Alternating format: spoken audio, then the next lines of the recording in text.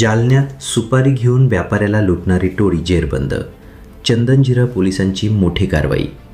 मोसंबीची बाग दाखवण्याच्या बहाण्याने एका व्यापाऱ्याला निर्जनस्थळी बोलावून त्याला आणि त्याच्या मुलाला बेदम मारहाण करून लुटणाऱ्या 6 जणांच्या टोळीला जालन्यातील चंदनजिरा पोलिसांनी अटक केली आहे.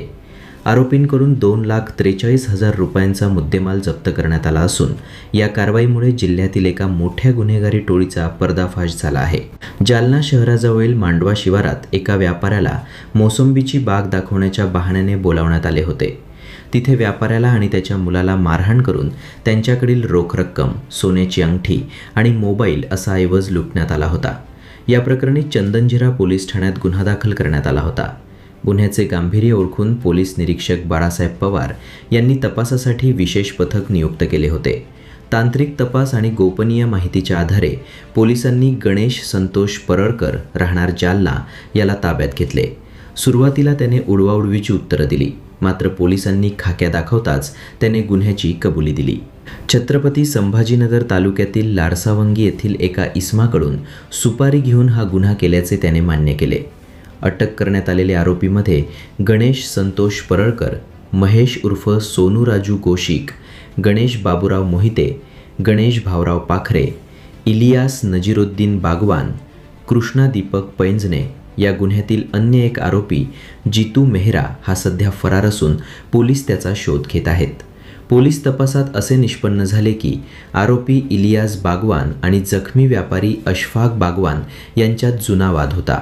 याच वादातून इलियासने गणेश पाखरेमार्फत गणेश परळकरच्या टोळीला व्यापाऱ्याला मारहाण करण्याची सुपारी दिली होती. या टोळीने केवळ हीच लूट केली नाही, तर अंबड रोडवरील अशोक हॉटेलसमोर एका दुचाकीस्वाराला अडवून खंजीरने वार करत 3.5 लाख रुपये लुटल्याची कबुलीही दिली आहे. या प्रकरणी तालुका पोलीस ठाण्यात गुन्हा दाखल असून पोलिसांनी आरोपी कृष्णा पैंजणे याला ताब्यात घेतले आहे. पोलिसांनी आरोपींकडून गुन्ह्यात वापरलेले मोबाईल फोन, 2 खंजीर, मोटारसायकल असा एकूण 2,43,000 रुपयांचा मुद्देमाल हस्तगत केला आहे. ही कामगिरी पोलीस अधीक्षक अजयकुमार बन्सल, अपर पोलीस अधीक्षक आयुष नोपानी आणि उपविभागीय पोलीस अधिकारी अनंत कुलकर्णी यांच्या मार्गदर्शनाखाली पोलीस निरीक्षक बाळासाहेब पवार, सहाय्यक पोलीस उपनिरीक्षक कृष्णा शिंदे, मनसूब वेता, प्रशांत देशमुख, कृष्णा तंगे, अभिजित वायकोस, रवींद्र देशमुख, जोसिंग कलानी, वाघुंडे, सागर बावस्कर, दत्ता वाघुंडे त्यांच्या पथकाने केली. 6 फेब्रुवारीला चंदनजिरा पोलीस स्टेशनच्या हद्दीत एक जबरी लुटीची घटना घडलेली होती. लाडसावंगी येथील व्यापाऱ्याला मांडवा परिसरामध्ये मोसंबीचा बाग दाखवण्याकरता म्हणून बोलवण्यात आलेलं होतं आणि एक 4 ते 5 जणांनी त्यांना लुटलेलं होतं. तर चंदनजिरा पोलिसांनी त्यामध्ये अत्यंत वेगाने तपास केलेला आहे. गोपनीय माहिती आणि तांत्रिक विश्लेषणांवरनं यातले आरोपी निष्पन्न केले आणि यामध्ये गणेश परळकर, महेश गौशिक, गणेश मोहिते, गणेश पाखरे हे आरोपी अटक केलेले आहेत आणि यांना गुन्हा करण्यास भाग पाडण्याकरता किंवा गुन्ह्याचं कॉन्ट्रॅक्ट देणारा इलियास नजीरुद्दीन बागवान याला सुद्धा अटक केलेला आहे. हा आरोपी इलियास बागवान आणि फिर्यादी हे दोघेही लाडसावंगीचे आहेत आणि त्यांच्यातल्या जुन्या वादाच्या कारणावरून त्यांनी ही सुपारी देऊन गुन्हा घडवून आणलेला आहे.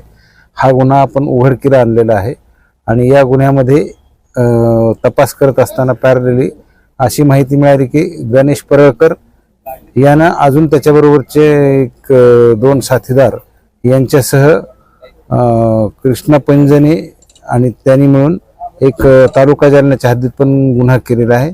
776/25 तो गतवर्षीचा गुन्हा आहे आणि त्यामध्ये साधारणपणे 3.5 लाख रुपये लुटलेले होते. तरी असे 2 रॉबरीचे गुन्हे आमच्या या टीमने उघडकीला आणलेले आहेत आणि त्यामध्ये साधारणपणे 2.5 लाखाचा मुद्देमाल आता आपण जप्त केलेला आहे. आरोपींकडनं अजूनही रिकव्हरी होण्याची शक्यता आहे आणि यामध्ये अजून जास्तीत जास्त गुन्हे उघडकीला येण्याची शक्यता आहे.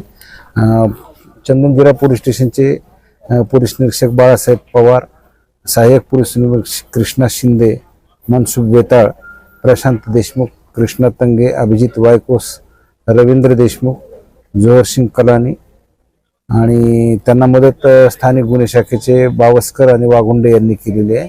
आणि हा गुन्हा उघडकीला आणलेला आहे. याबरोबर चंदनझिरा पोलीस स्टेशनच्या बरोबरच तालुका पोलीस स्टेशन सुद्धा गुन्हा उघडकीला आणलेला आहे आणि अत्यंत चांगली कामगिरी केलेली आहे. साधारणपणे 5-6 दिवसांमध्येच या गुन्ह्यामध्ये उघडकीला आणण्याला आपल्याला यश आलेलं आहे.